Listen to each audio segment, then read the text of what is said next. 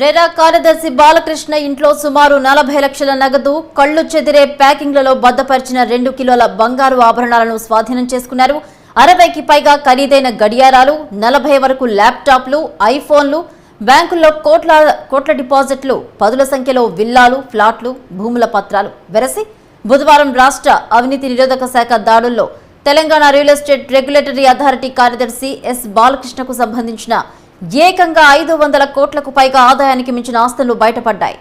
ఇదే అంశానికి సంబంధించి మరిన్ని అప్డేట్స్ మా crime bureau chief Krishna live ద్వారా అందిస్తారు. కృష్ణ, చెప్పండి. తెల్లవారుజామునే అవన్నీ జరిగినట్టు తెలుస్తోంది. ఈ రోజు కోర్టులో కూడా హాజరుపరిచే అవకాశం ఉన్నట్టు తెలుస్తోంది. బాలకృష్ణని డీటెయిల్స్ ఏంటి?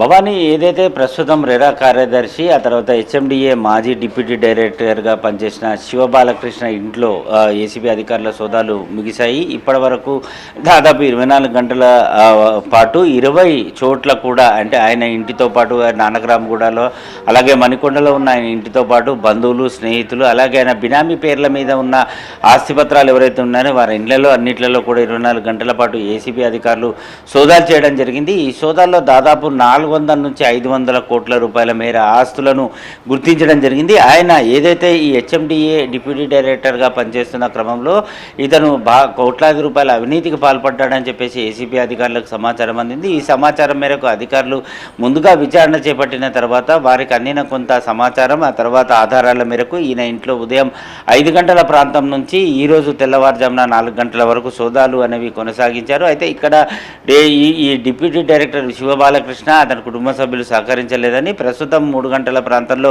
ఆయనని అదుపులోకి తీసుకున్నామని చెప్పేసి అధికారులు చెప్తున్నారు. ఆయన ఇంట్లో ఇప్పుడు దాదాపు ఏదైతే 20 చోట్ల చేసిన సోదాలో 400 కోట్లకు పైగానే అక్రమాస్తులు గుర్తించినట్టుగా కూడా ఏసీబీ అధికారులు ఓ ప్రకటన కూడా విడుదల చేశారు. దాదాపు 2 కిలోల బంగారంతో పాటు 80 లక్షల రూపాయల నగదు దొరికిందని, ఆయన ఇంట్లో ఎక్కడ సోదాలు చేసిన బ్యాగుల్లో కట్టలు కొద్ది నోట్ల కట్టలతో పాటు నోటు ఏదైతే కౌంటింగ్ చేసే మిషన్లు కూడా ఆయన ఇంట్లోనే ఉన్నాయంటే దీన్ని బట్టి ఆయన అవినీతి ఏ స్థాయిలో ఉందో మనం చెప్పుకోవాలని కూడా చెప్తున్నారు. ఇక ఐఫోన్ల వ్యవహారానికి సంబంధించి కూడా పెద్ద మొత్తంలోనే లేటెస్ట్ ఐఫోన్లు స్వాధీనం చేసుకున్నాం. 3.5 కిలోల వెండి ఆభరణాలు కూడా స్వాధీనం చేసుకోవడం జరిగింది. ఇక ఏదైతే ఆయన ఇంట్లో బినామీ పేర్లతో ఉన్న ఈ 90 ఎకరాలకు సంబంధించిన భూమి పత్రాలన్నింటినీ కూడా స్వాధీనం చేసుకోవడం జరిగింది.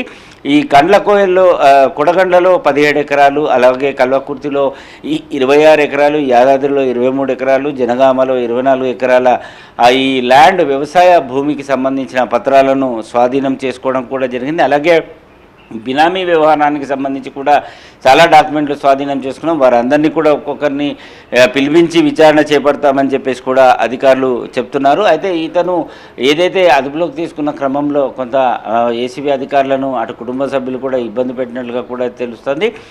ఆయన వాళ్ళ ఇంట్లో దాదాపు 76 ఖరీదైన వాచీలను కూడా అధికారులు స్వాధీనం చేసుకున్నారు. ల్యాప్టాప్లు 20కి పైగానే ల్యాప్టాప్లను కూడా స్వాధీనం చేసుకోవడం జరిగిందని చెప్పి ఏసీబీ ఒక ప్రకటనలో చెప్పింది. ఈ రోజు మీరు చెప్తున్నట్లు అంటే తనిఖీలు పూర్తి కాకముందే ఇంత భారీ స్థాయిలో జరగడం తెలుస్తోంది. మరి పూర్తిగా తనిఖీలు పూర్తయితే ఇంకా భారీ స్థాయిలో ఆస్తులు బయటపడే అవకాశాలు ఉన్నాయట్లు చెప్తున్నారు. మరో పక్క అధికారులు చూసుకుంటే అంటే దీనిపై బాలకృష్ణ ఏమైనా స్పందించారా, మీడియాతో మాట్లాడే ప్రయత్నం ఏమైనా చేశారని అనుకోవచ్చా? వారి కుటుంబ బాలకృష్ణ వ్యవహారానికి సంబంధించి కాకుండా ఆయన కుటుంబ సభ్యులు మాత్రం ఇది కావాలని కక్షపూరిత చర్య తన పైన ఏదైతే బాలకృష్ణ ఎదుగుదలను ఓర్వలేక కావాలని ఈ కాంగ్రెస్ ప్రభుత్వం ఏదైతే బీఆర్ఎస్ ప్రభుత్వం ఉన్న సమయంలో ఆయనని కావాలని, అంటే ఆయన పైన అవినీతి అనేది బురద చల్లి ఆ కాంగ్రెస్ ప్రభుత్వం కక్షపూరిత చర్యగా అతని పైన వేధింపులకు గురి చేస్తోందని వారి కుటుంబ సభ్యులు ఆరోపిస్తున్నారు. ఏదైతే ఆస్తులు గుర్తించడం జరిగిందని చెప్తున్నారు అదంతా కూడా అధికారులు చెప్తున్న తప్పుడు లెక్కలే. ఖచ్చితంగా కోర్టు న్యాయస్థానం పైన తమకు నమ్మకం ఉంది. ఆ ఆస్తులన్నీ తిరిగి తమకు రాబట్టుకునే అవకాశం కూడా ఉంది. వాటన్నిటికి సంబంధించిన ఆధారాలు కూడా తమ దగ్గర ఉన్నాయని చెప్పేసి వారి కుటుంబ సభ్యులు చెప్తున్నారు. ఇక తెల్లవారుజామున ఎవరైతే శివబాలకృష్ణని ఏసీబీ అధికారులు కస్టడీలోకి తీసుకున్నారు. ఈరోజు ఆయన సమక్షంలోనే ఇటు 3 బ్యాంకు లాకర్లను కూడా గుర్తించారు. ఆ బ్యాంక్ లాకర్లో కూడా పెద్ద మొత్తంలో నగదుతో పాటు బంగారం కూడా ఉన్నట్లుగా అధికారులు అనుమానాలు వ్యక్తం చేస్తున్నారు. కేవలం 24 గంటల వ్యవధిలోనే మొత్తం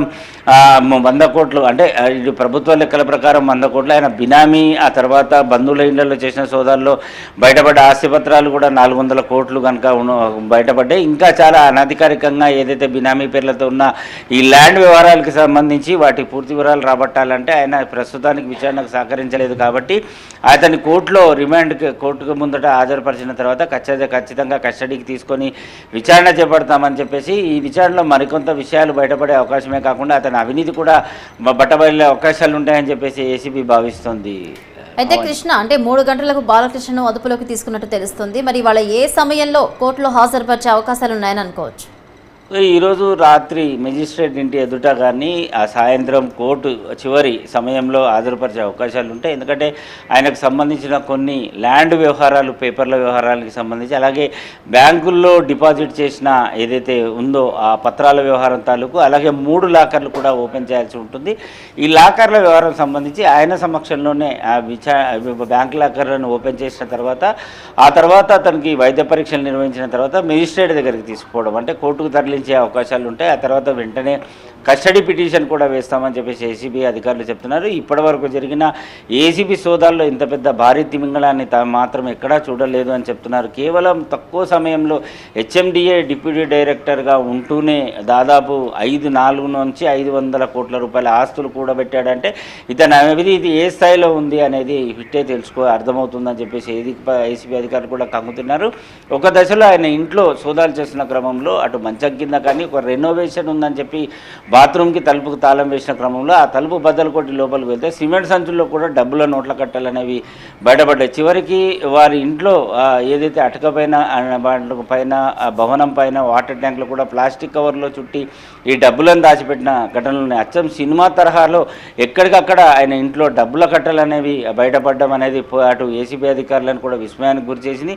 దాదాపు 60 ఈ కౌంటింగ్ మిషన్లు తెచ్చినప్పటికీ కూడా సరిపోకపోవడంతో రాత్రి మరికో 10 కౌంటింగ్ మిషన్లను తెప్పించి మరి అధికారులంతా 20 మంది అధికారులు ఆయన ఇంట్లో కూర్చొని సోదాలు నిర్వహిస్తున్నారు. ఇక ఐఫోన్ల వ్యవహారానికి వచ్చి చూస్తే ఇటు ల్యాప్టాప్లు 20, ఐఫోన్లు 30కి పైగానే ఆయన దగ్గర స్వాధీనం చేసుకున్నారు. 3.5 కిలోల బంగారం, అలాగే 4.5 కిలోల వెండి వస్తువులు కూడా చేసినాడు. అంటే ఇంట్లోనే ఇంత బంగారం ఉందంటే ఖచ్చితంగా లాకర్లో కూడా పెద్ద మొత్తంలోనే బంగారము, నగదు ఉండొచ్చు అని చెప్పేసి అధికారులు భావిస్తున్నారు. ఈ బినామీ ఆస్తి పత్రాల వ్యవహారానికి సంబంధించి ఎవరి పేర్ల మీద ఉన్నారో వారందరినీ కూడా అవసరమైతే అదుపులోకి తీసుకొని విచారణ చేపట్టి స్టేట్మెంట్ రికార్డ్ చేస్తామని చెప్తున్నారు. ఈ ల్యాండ్ వ్యవహారాలకు సంబంధించి ఏదైతే జరిగిందో ఈ ల్యాండ్ వ్యవహారంలో ఏదైతే 90 ఎకరాలకు సంబంధించి భూమి పత్రాలు ఏవైతే స్వాధీనం చేసుకున్నారో వాటన్నిటి రికార్డులను కూడా అక్కడ అధికారుల నుంచి, సబ్ రిజిస్ట్రార్ కార్యాలయం నుంచి తెప్పించుకోవాల్సిన అవసరం ఉందని చెప్పి ఏసీబీ అధికారులు భావిస్తున్నారు. ఈ ఏదైతే ఈ కొడకండ్ల ప్రాంతంలో ఉన్న 17 ఎకరాలు, కల్వకుర్తిలో ఉన్న 26 ఎకరాలు, తర్వాత యాదాద్రిలో ఉన్న 23 ఎకరాలు, జనగామలో ఉన్న 24 ఎకరాలు, ఇలాంటి వ్యవసాయ అంటే ఏదైతే వ్యవసాయ భూములే కాకుండా కమర్షియల్ కాంప్లెక్స్లు కూడా ఈయన పేరు మీద ఉన్నాయి. చాలా పెద్ద పెద్ద కంపెనీల్లో ఈయన పెట్టుబడులు, షేర్స్ కూడా ఉన్నాయి. వాటన్నిటి లెక్క తీర్చాలంటే చాలా సమయం పట్టే అవకాశం ఉంది. కాబట్టి ఖచ్చితంగా ఆయనని కస్టడీలోకి తీసుకొని విచారణ చేపట్టి వాటన్నిటి వివరాలు కూడా కుబీలాగి వాటన్ని వివరాలు కూడా సేకరిస్తామని ఏసీబీ అధికారులు చెప్పడం జరుగుతుంది. Right, thank you Krishna.